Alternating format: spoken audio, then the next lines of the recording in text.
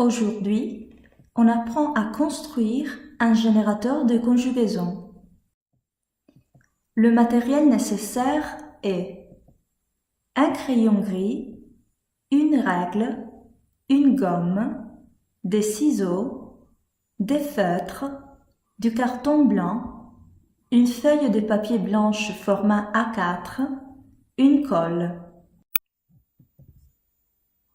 Avant tout, il faut découper le carton pour former un carré de la dimension de 10 cm pour 10 cm. Il faut faire la même chose avec la feuille de papier blanche. Pour continuer, il faut dessiner des points sur les deux côtés du carton selon les mesures suivantes.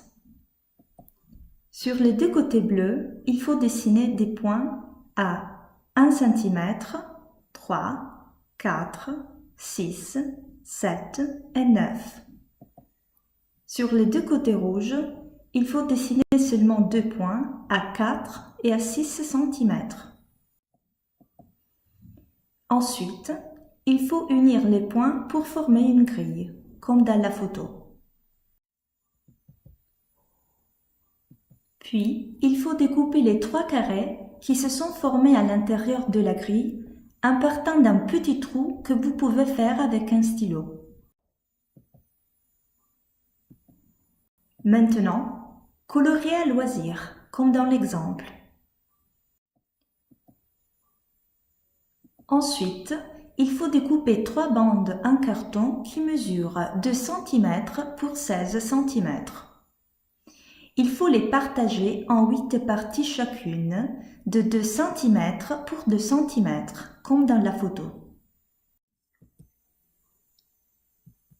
Pour continuer, vous devez écrire dans la première bande les pronoms personnels, dans la deuxième bande les racines de 6 verbes du premier groupe parle, habite, aime, porte, donne, arrive, et dans la troisième bande les désinences des verbes du premier groupe. Attention, laissez la première case vide, comme vous voyez dans la photo. Ensuite, vous devez mettre la colle sur le carton dans les directions indiquées par les flèches bleues. Attention, ne la mettez pas où vous voyez la croix rouge. Puis, collez la feuille de papier carré que vous avez réalisée au début dessus, comme ça.